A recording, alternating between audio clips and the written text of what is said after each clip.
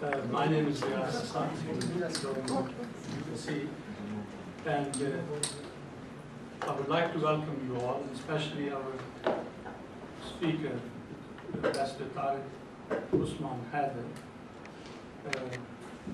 Ambassador Hyder has had a distinguished career in Pakistan's Foreign Service, and according to Dr. Iftikhar Chaudhry, who sent me apologies because he has another appointment, he is like Dr. Chaudhry, he has the distinction of serving the Foreign Service for 40 years continuously, but he did mention to me that Iftikhar served 40 years in one day. Yes. So I'm not sure what would come to convey to you, but it has a very distinguished career. During that, he had ambassadorships in Turkmenistan and as well as South Korea. And in addition to that, I think he has been very active in various negotiation as head of Pakistan's delegation on negotiation of nuclear issues and conventional warfare. He has been working, I think, in Pakistan's public service and been interested in regional security, nuclear and foreign policy, energy security, regional pipelines, and basically, I think, in general, trying to improve the social, economic, and in particular, educational, public education in Pakistan. It gives me great pleasure to welcome him to IISS, and I look forward to your contribution. Mr. Ambassador. Thank you, Professor Riyaz. Colleagues, a great privilege for me to be here, and I'm really happy that this is the first time I've been in Singapore apart from the airport. And so I came here for a conference, and I'm very happy to be with IISS. So I've heard a lot about that. A number of my colleagues in the Foreign Office have been here for talks and discussions with you. Well, as your Institute of South Asian Studies, I wonder really if anything I can say to you would be anything new, but maybe I think the question and answer session probably is the most interesting part of it, but of such meetings. But I'll try to give you roughly the perspective that we had in Pakistan on strategic stability in South Asia. And as Dr. Saab said, I was leading the talks with India for 3-4 years on these subjects. And after that, I've been for the last 5 years in our oversight board for strategic export control. So it has some kind of relevance with this area as such. So to get to it, I think I won't, you know the history of South Asia and the relations between India and Pakistan, the two major countries there, probably better than I do. And I think suffice to say that it's been a difficult relationship at best. We've had 3 conflicts and a couple of smaller conflicts. But I think the purpose of the relationship, while it has been to try to improve the relations and solve disputes, especially Kashmir from our point of view, the basic effort has been how to manage the relationship. And the basic purpose of the CBMs has been not as far-reaching as they are in Europe and America and Russia, etc., where they've progressed a little bit more than we have. It is to manage a difficult relationship, and it's like the oil you put into a car, that the gears, at least, they mesh without too much friction and causing too much noise, etc. So I think that's the overall sort of view that we have. Then, since '98, with the exception of the Kargil conflict, which is still localized thanks to both countries keeping it that way, the fact that both countries went nuclear has brought about a kind of a stability, strategic stability in South Asia. So the concept of fighting and having a conflict, I think, is, well, there are military dreamers or strategists who think about how you can impose a war or you can fight under a nuclear umbrella, below the nuclear threshold. I'll come to that later. Essentially, anyhow, it's kept the peace. And there have been moments where, like in 2004, after the last, well, there was 1999, the Lahore MOU, which put forward a whole list of things of how military and conventional CBMs could go forward. Then there was a gap after Kargil, and then 2004, Mr. Vajpayee, Prime Minister, came to Pakistan for the SARC summit. They restarted the peace process. They did a couple of halts, etc. But still, it's been progressing. Now the question is why there is no progress. I mean, there's the overall relationship, which we'll maybe touch on at the end, but in between, in terms of strategic stability, the nuclear and conventional side, why the situation is under threat in terms of stability. What are the challenges or what are the mismatches there that have been there? I think that's the, probably the area which would, I meant to give some discussion on. So I think I would try to divide these into a number of areas where there has been some lack of coherence between the two countries. Of course, this is all under the overall umbrella. I mean, the fact that the size and location of a country determine so many factors, and that Pakistan is 185 million people, but still 1/6 the size of India in population, or 1/7 in terms of territory. But what has happened in the last few years from the invasion of Afghanistan is that while for the last many years, for Pakistan it has been a question of, let's say, maintaining a defense against India, trying to improve relations with India, the focus was always India-centered. And many people have said that Pakistan's foreign policy is a one-dimensional policy. Everything is seen through the lens of India. How to manage relations with India, how to gain support with India is a little bit difficult, etc. But then what has happened after the invasion of Afghanistan was that currents of extremism and then their offshoot terrorism, which are always present to some degree in all countries, including in India, but also in Pakistan, and after 9/11 had grown in the Muslim world as a reaction, the transactional cost of the various actions taken by the West. And so what happened was the occupation of Afghanistan triggered off a huge response of sympathy, not by the government, but the force joined the Americans, by the population. And also, there were 15 million Pathans in Afghanistan. There are 26 million in Pakistan. So as long as Afghanistan is disturbed, it's very difficult to have any Pakistan not being disturbed. And there's a border of 2,656 kilometers, which is an open border. The Afghans don't recognize the border, so they feel that we should enforce the border, but a border they don't recognize. So it's a paradox. And their rights of the people on both sides within 20 kilometers to cross across. So the Afghans were not even ready that they should not be able to cross with right, but they said, no, this is our right that we should seek this. So these rises of extremism and terrorism also complicated for us, A, internal security, which you've seen, and secondly, it meant that we moved 125,000 troops from the Indian border towards Afghanistan to try to police the border, to try to contain movements out there, etc.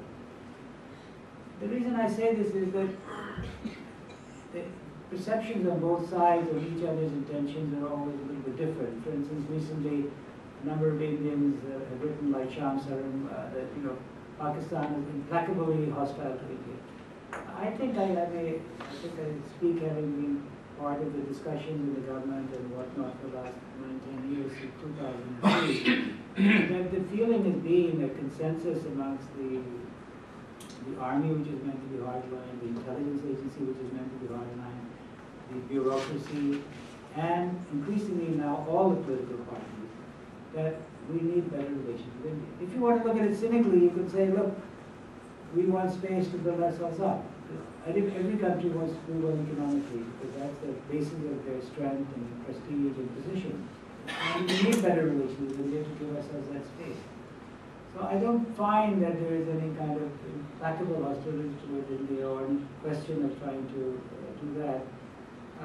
But anyhow, that situation in Afghanistan has very much altered the equation.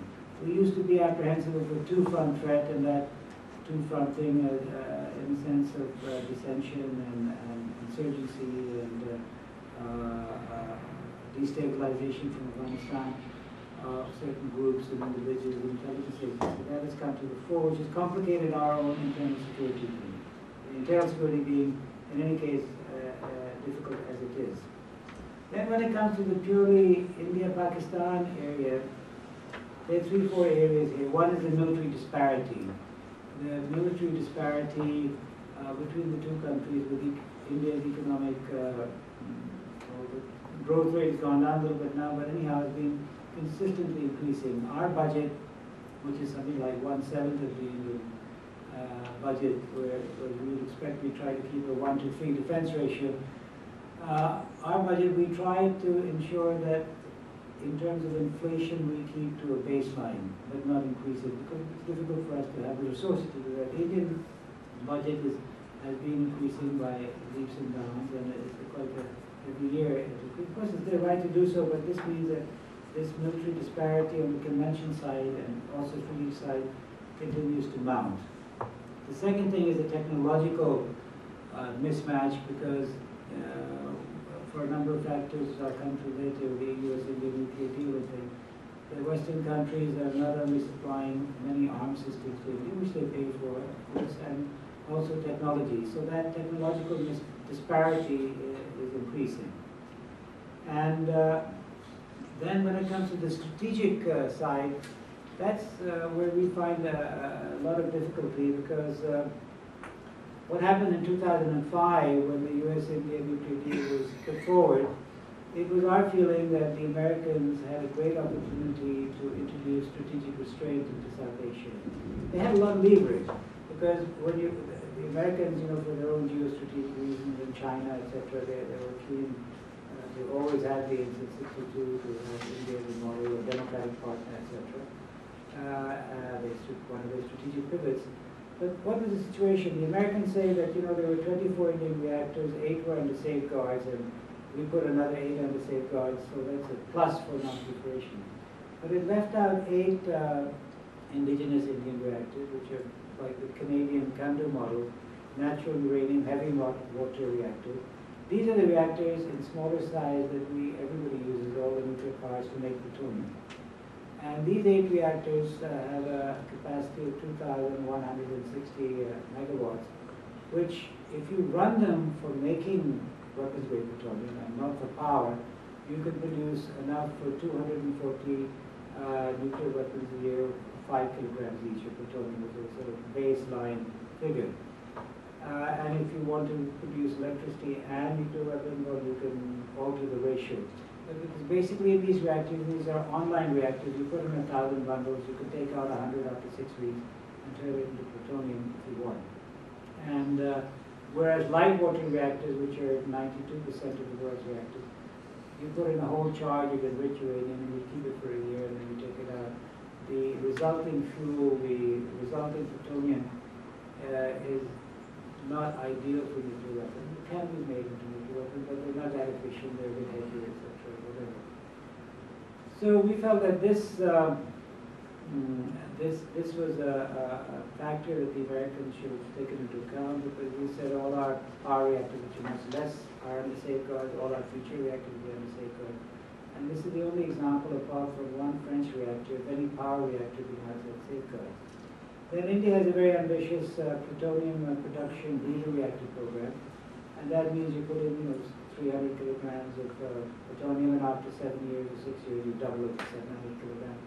And our thought was that people have breeder reactors to extract the last ounce of energy from uranium. There's no need to keep that as part of a strategic program. It's for your commercial, let's say energy security, not for nuclear weapon security. So the net result was that the conference of disarmament was that when the fissile material treaty was brought forward by the Americans, who had blocked it for 9 years, and after that India and Pakistan blocked it for some years, etc. Our point of view was that if you're going to have a fissile material treaty, then it should take into account existing stocks. Otherwise, if we signed it tomorrow, India would have 10 tons of plutonium, we have 300 kg of plutonium. What is disparity? Would be frozen forever. Then the third thing was that India has a stock of 6.7 tons of plutonium from its reactors, which the International Panel of Fissile Material, which has 2 Indians out of 3 in the chapter on India, which they say is enough for 850 nuclear weapons, even if it is reactor-grade plutonium, but if you want, some of it may be weapons-grade. So that's, all these factors meant, apart from the fact that we were not given a similar deal like India, that we blocked the FNCT and we can continue to block the FNCT. And we built a couple of more small plutonium reactor production that if we were to reach the Indian capacity, we would reach 157. So a lot of people say Pakistan program is the fastest growing in the world. I don't think we could make 157 weapons reactors. I think another couple, 2 or 3 would be more than enough for us if we wouldn't try that. Anyhow, so these are some of the areas where this mismatch is taking place, or to say these discrepancies between the two sides are taking place. Then in the CBM talks with India, the nuclear talks, we reached a number of good agreements, pre-notification of missiles and advance notice, notice of any accident that might take place with nuclear weapons in the ongoing territory.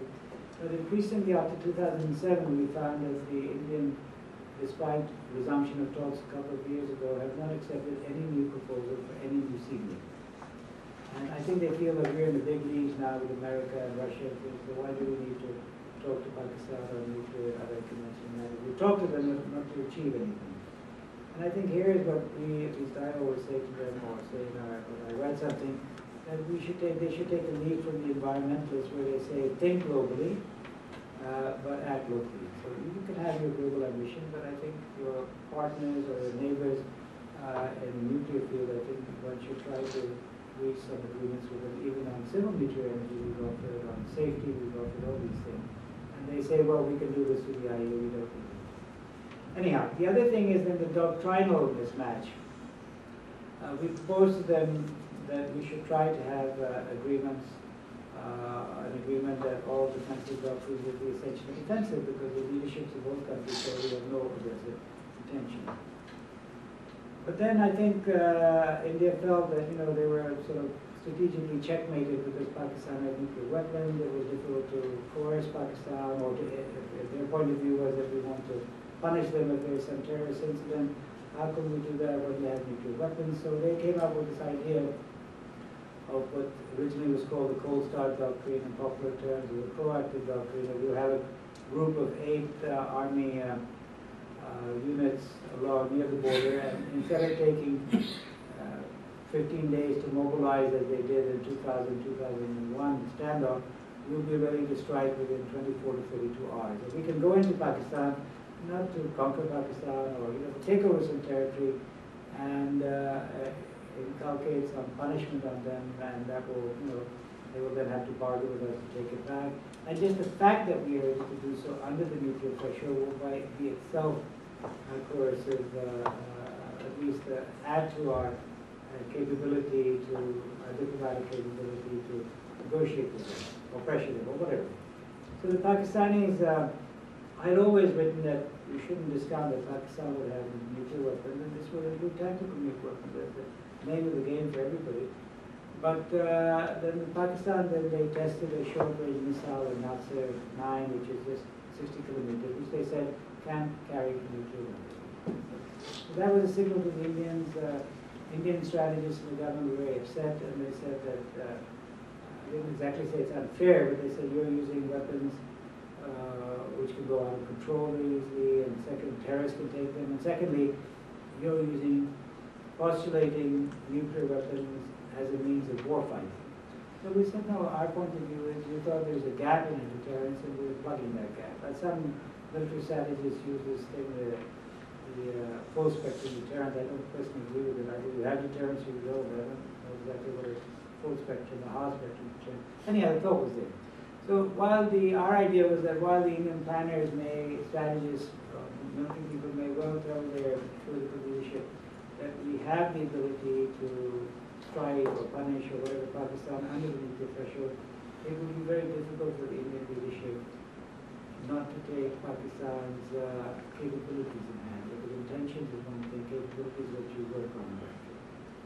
So I think that was the genesis of that thing. But anyhow, these things again are all necessary or not necessary because of the climate of mistrust or suspicion or distrust or whatever that exists between the two countries for so many years. And here, as I said, I think the mindset of Pakistan, even a very hardline mindset, has all accepted that we need to have better relations with India and we need space to develop ourselves. We have a lot of internal problems. Economically, we have to develop ourselves. Very logical, I mean.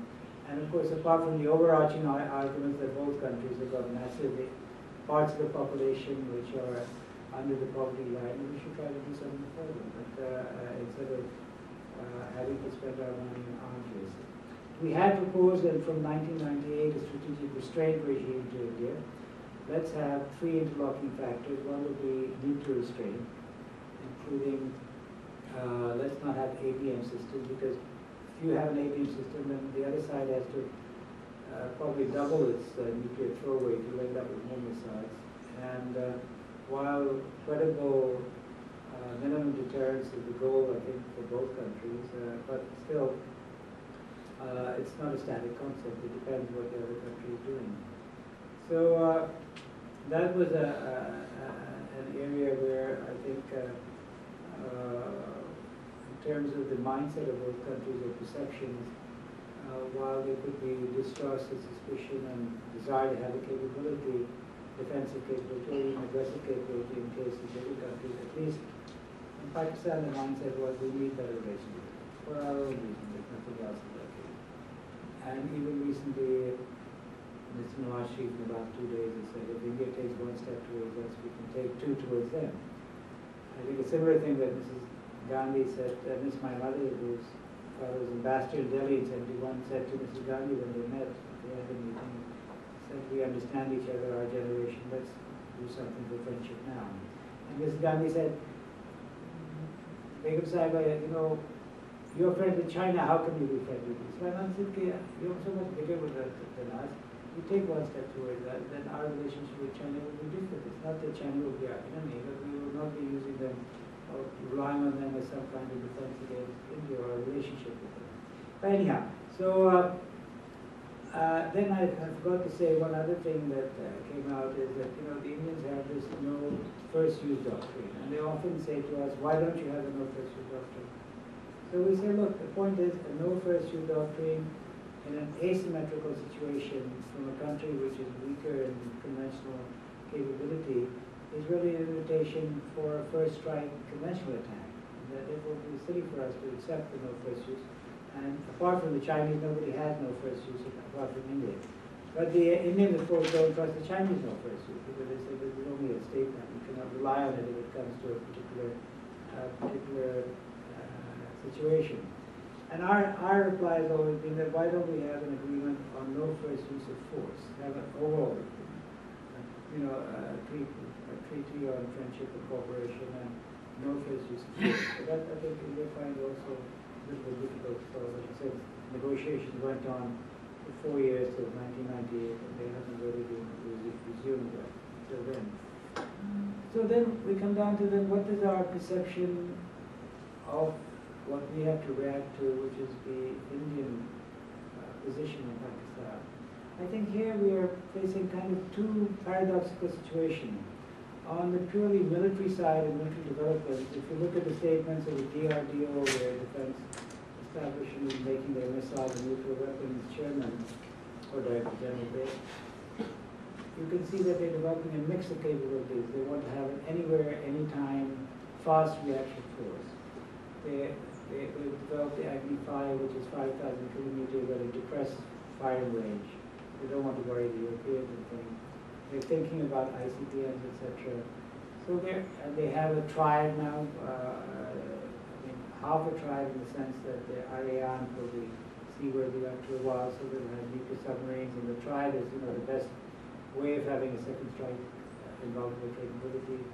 They've got the Akula class nuclear submarines, attack submarines from Russia, which can carry nuclear missiles as well.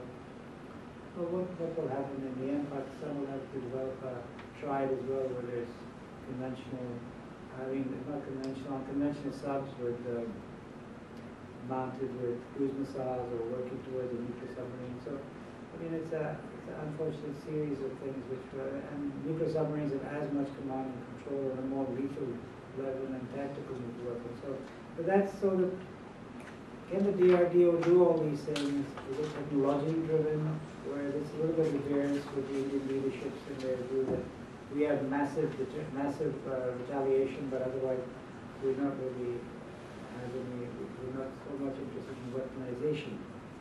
Or can they do this as a sense where some kind of, obviously there's some political understanding.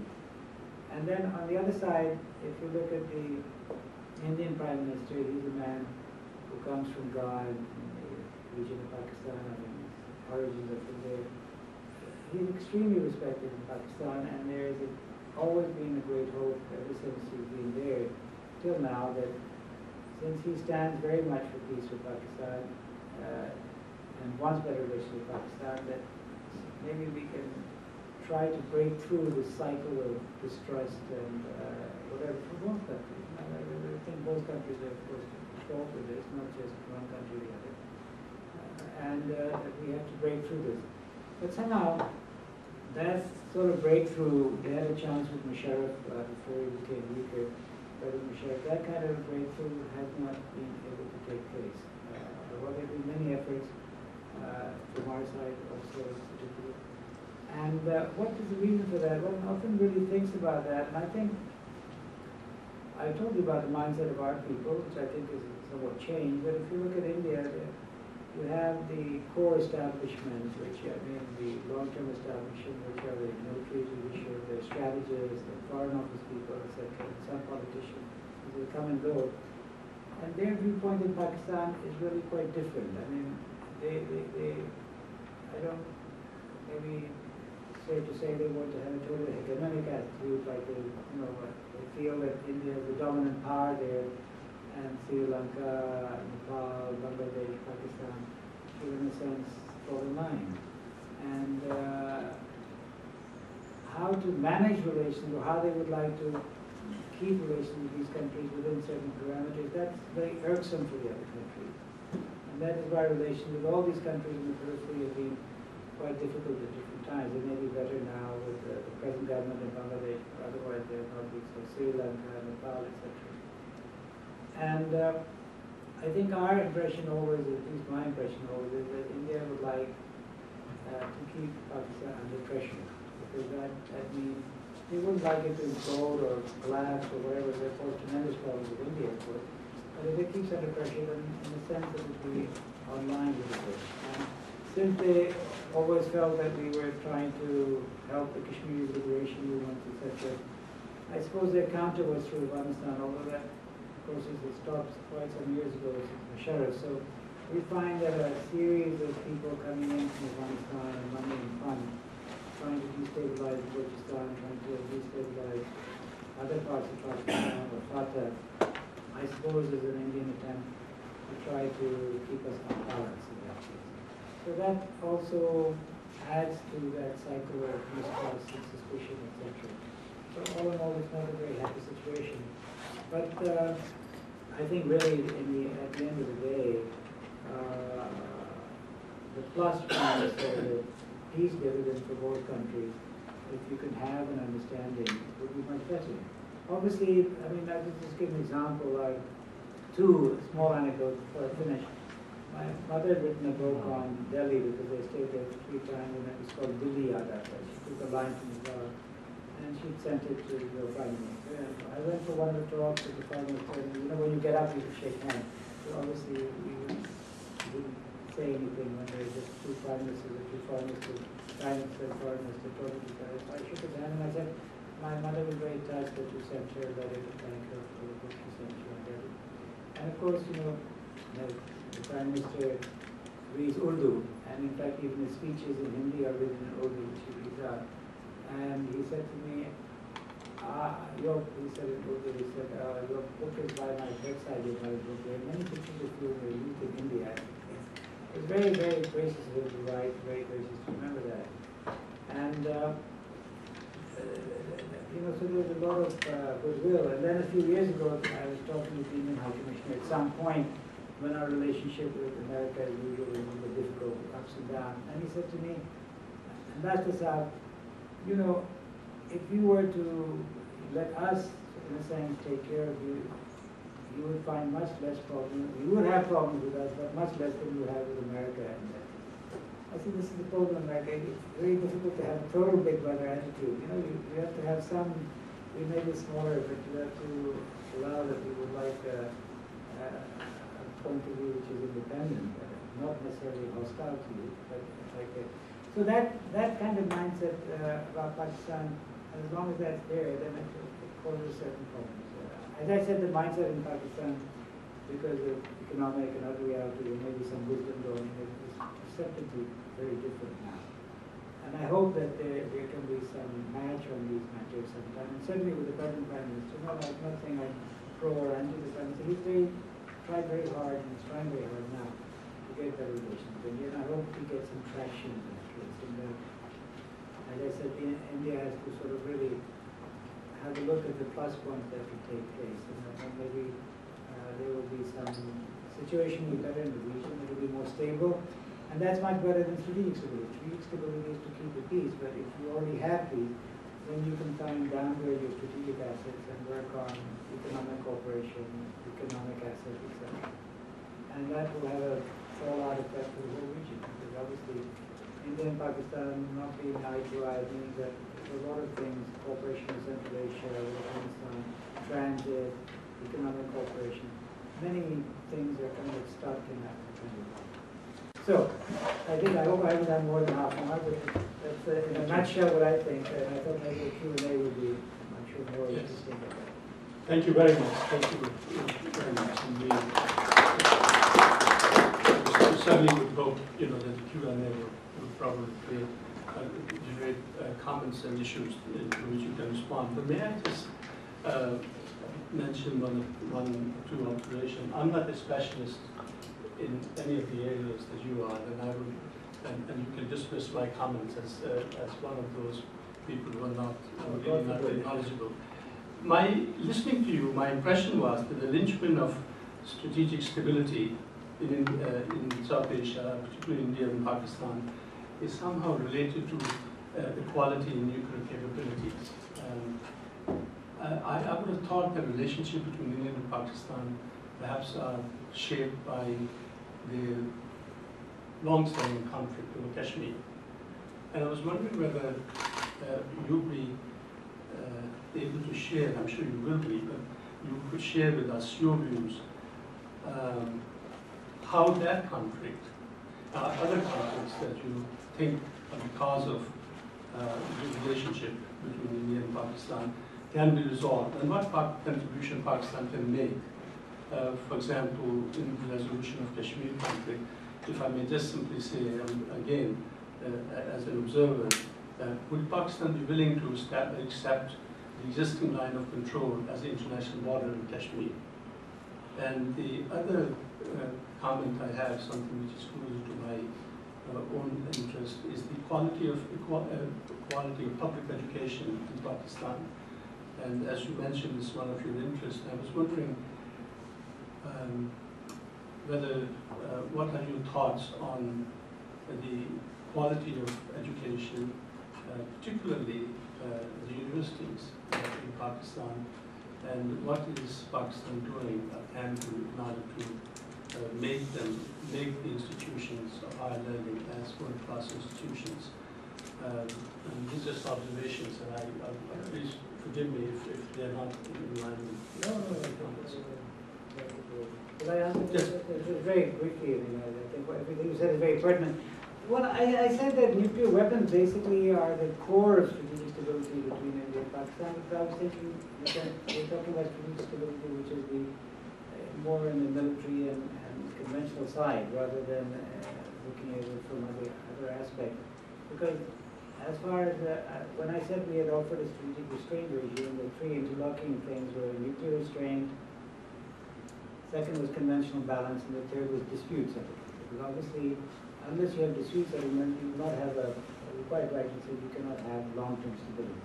But again, the nuclear side is what keeps the peace. It's not something that is the peace. As you know, it progresses a peaceful state between the two countries. So in terms of dispute resolution, I think the problem there is that, for India is a status quo power, so it really has limited interest in changing the status quo. Pakistan, after all, believes that Kashmir should either be independent or part of Pakistan, so it's not in favor of the status quo. That's why it is a difficult issue. And I don't think that Pakistanis would accept, we accept what we could have accepted in 1947 or 1949 to now. I mean, there have been many proposals like Mr. President Musharraf had. I can't say I totally agree with him that we should have open borders, etc. The Indians also said that, etc. So there are many aspects of amelioration of the situation that we had. But if you look at it, that we've allowed border passage between the two countries, but only 2,500 people last year. It's very poor. Trade is open, but it's very small between the two Kashmirs. So even till there is some final resolution, I think between the two parts of Kashmir, between Pakistan, between India and our part of Kashmir, a lot more people-to-people and trade conflict can take place, certainly. So I would say these are measures to keep the situation stable to some kind of a resolution to be reached. At the end of the day, it's the people of Kashmir. In today's day and world, if people are not happy to be somewhere, then they themselves make their feelings plain as they do every 19 years. So I think that would be the thing there. In terms of the quality of public education, well, I think, for instance, India has more world-class institutions in terms of IT, certainly in Pakistan, although we have maybe 2 or 3, like GIK, etc. But the quality of public education at university level in Pakistan certainly could be a lot better. And certainly that's true also, to some extent, I think it's also true in India, I would say, but you would know better. Colleagues here would know better than I, but I just read what I read. But I think the thing is here, frankly, in Pakistan, I would say that we've been spending, people like Dr. Tariq and the professor, they've been spending, maybe there's too much emphasis on university education, not enough on primary and secondary education. And there, the state absolved itself of the job of providing quality education to people at the primary and secondary level, where there are a lot of dropouts and people try to go to private schools, etc. So I think that is another facet of the basket of things that we have to do. I think education overall, we have to spend more money on it and across the board, but not just higher education. Thank you very much.